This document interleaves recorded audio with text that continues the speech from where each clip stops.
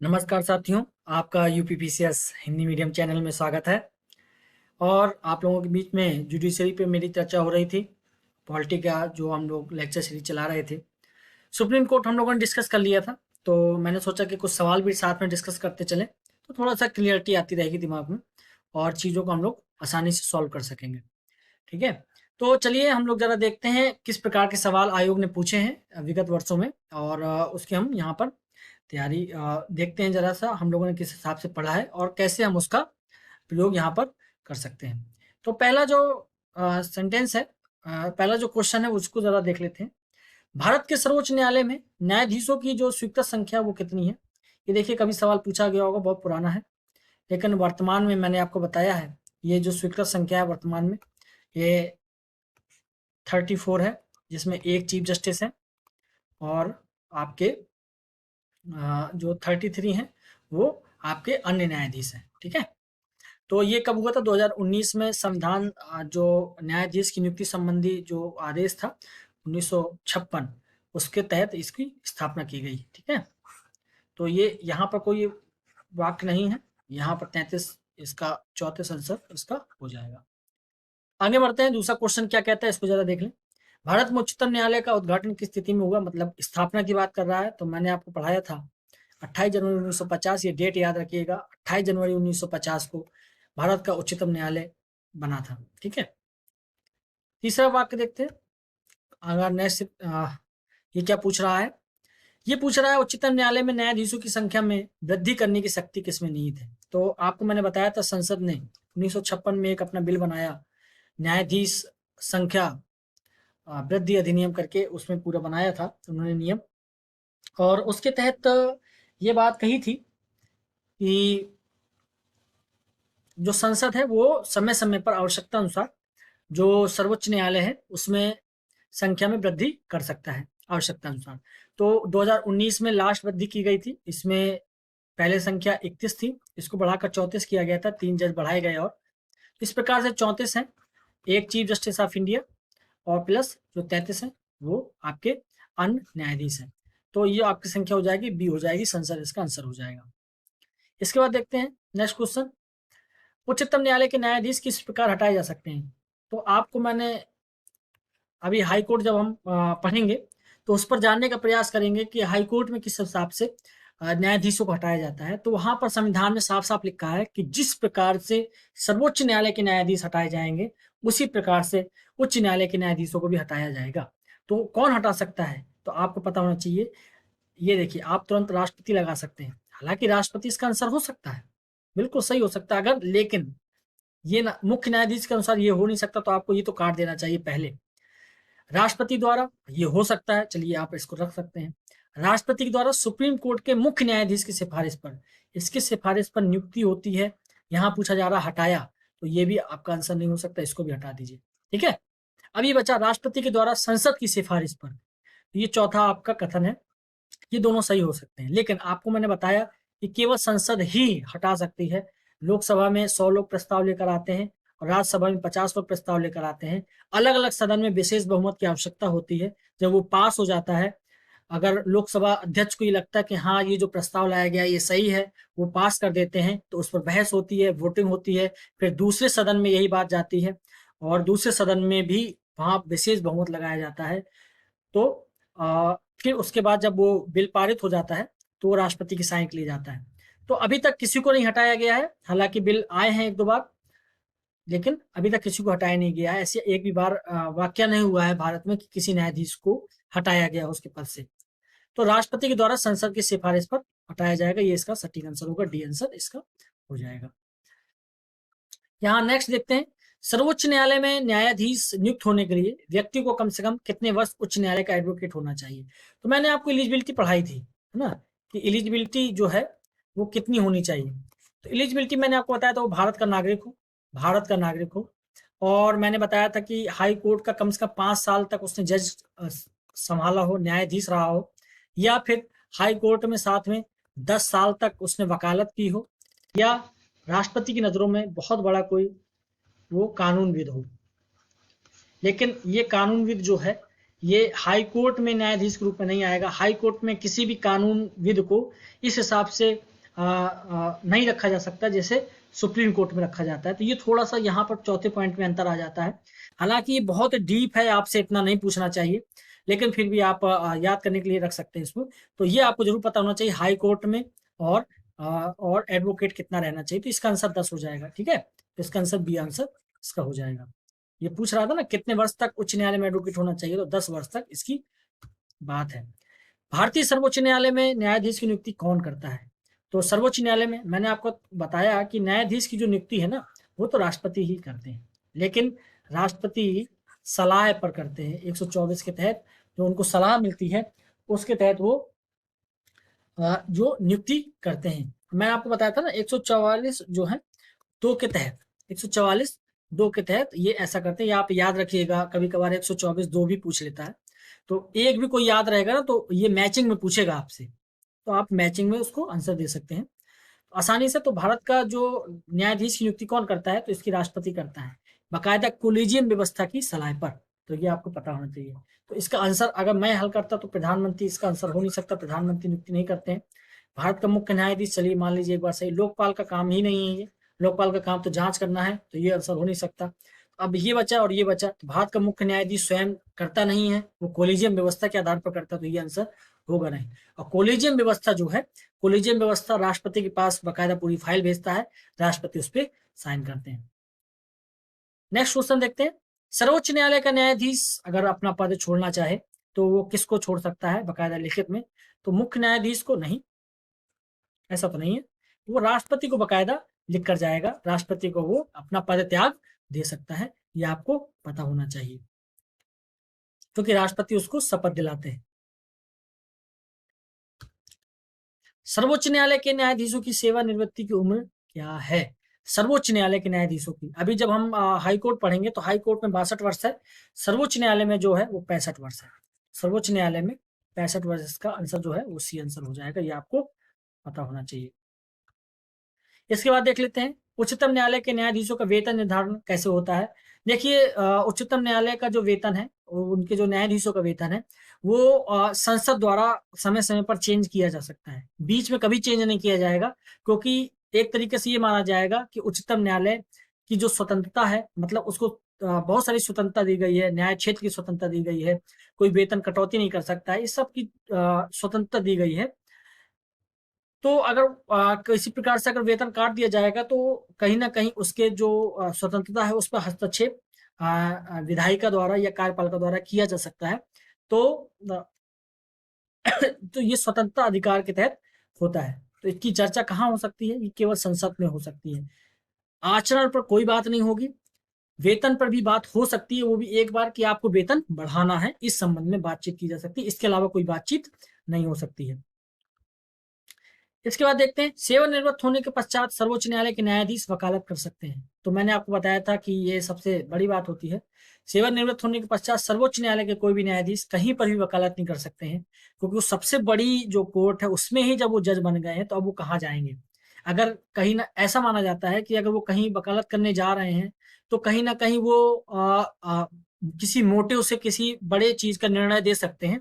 इस प्रकार का जो प्रावधान है वो संविधान में बाकायदा फोर्सफुली डाला गया कि किसी भी प्रकार से अगर एक बार वो रिटायर हो जाते हैं तो कहीं पर भी वो वकालत नहीं करेंगे। तो किसी भी न्यायालय में नहीं, इसका ये आंसर हो जाएगा। लेकिन उच्च न्यायालय का मान लीजिए न्यायाधीश रिटायर होता है तो उच्च न्यायालय का न्यायाधीश जिस उच्च न्यायालय में उसने काम किया है उसको छोड़ दीजिए, और इसके अतिरिक्त वो कहीं पर भी वकालत कर सकता है, मतलब अधीनस्थ में नहीं करेगा, और उच्च न्यायालय में जहां उसने न्यायाधीश के रूप में काम किया है वहां पर वो वकालत नहीं करेगा, है ना। तो हाई कोर्ट में अगर वो जज है तो हाई कोर्ट जिसमें वो जज रहा है उसको छोड़कर शेष जितने हाई कोर्ट है उनमें काम कर सकता है, वो वकालत कर सकता है, और सुप्रीम कोर्ट में वो वकालत कर सकता है।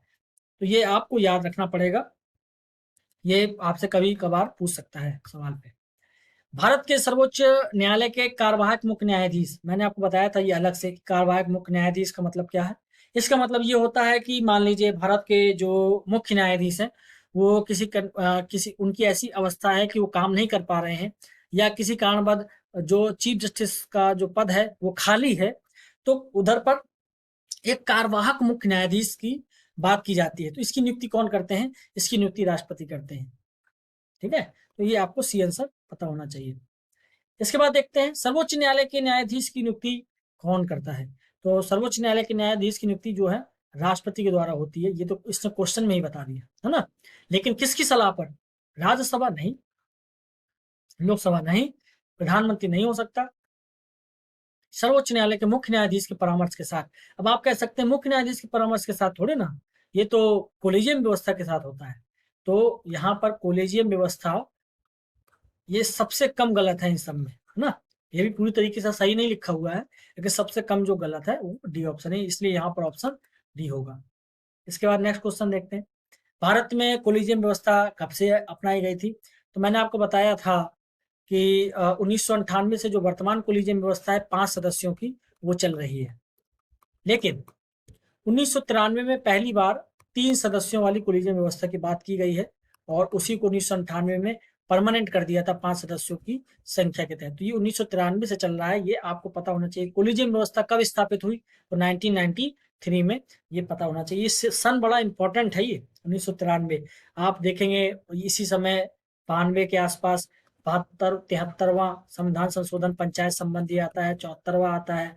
इसी समय ओबीसी आरक्षण की बातचीत चल रही है, इंदिरा साहिनी केस वगैरह इसमें चल रहा होता है, जिसमें आरक्षण 27% की बातचीत चल रही थी। बड़ा मतलब टिपिकल सब्जेक्ट, टिपिकल समय यहाँ पर भारत में एलपीजी व्यवस्था लागू हो रही है।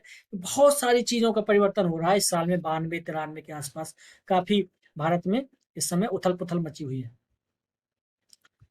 यहाँ पर देखते हैं सर्वोच्च न्यायालय के उस मंडल में जो सर्वोच्च न्यायालय के जजों की नियुक्ति की अनुशंसा से संबंधित है, मतलब कोलिजियम व्यवस्था की बात कर रहा है, कोलिजियम की। तो कोलिजियम में कितने सदस्य होते हैं? तो मैंने आपको बताया कि वर्तमान में जो है कोलिजियम में 5 सदस्यीय कोलिजियम व्यवस्था होती है।